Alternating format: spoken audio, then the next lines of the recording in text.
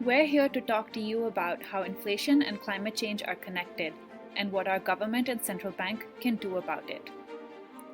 If you pay energy bills, buy groceries, or drive a car, then you've noticed that prices have gone way up, higher than they have been in over 40 years. When prices start rising, the Federal Reserve, our central bank, steps in to try to stabilize them, usually by raising interest rates. That's what the Fed is doing now. It just raised rates for the second time, and it plans to keep raising rates to make borrowing more expensive in an attempt to reduce demand and bring prices down. But this is a bad idea. Interest rate hikes are a blunt and imprecise tool that, one, won't tackle any of the supply side causes of current inflation, and two, it risks slowing down our economic recovery and plunging millions of people into unemployment. To understand why interest rate hikes aren't the best tool, we need to look at what's really destabilizing our way of life. There are two powerful drivers of current inflation that most politicians aren't talking about. First, our overdependence on fossil fuels, and second, corporate greed. Skyrocketing oil and gas prices are contributing greatly to an overall increase in the cost of living.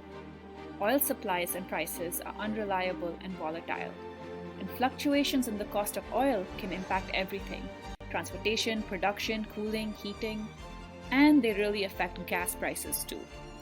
So when something happens to disrupt the supply of oil, like the war in Ukraine, it can have catastrophic impacts on prices at home. That's why we're seeing massive price spikes at the pump and in our energy bills.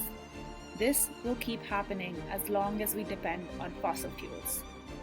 Plus, because big oil CEOs care most about lining their pockets, they're reaping windfall profits instead of lowering prices for consumers. Lots of large companies in the US are doing the same. In sectors where only a few dominate the market, these mega companies can set high prices and not worry about losing customers.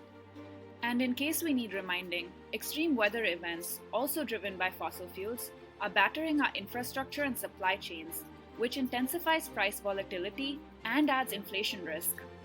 It's clear that transitioning to renewables is the key to stable prices, secure energy, lower bills, and a sustainable future. So if the Fed really cares about price stability, it needs to move beyond interest rate hikes. As supervisor of our financial system, it can start by curbing banks' fossil fuel financing and shifting financial flows to renewables instead.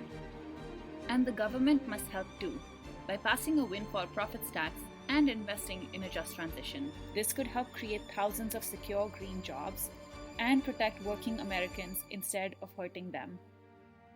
Please share this video to help spread the truth.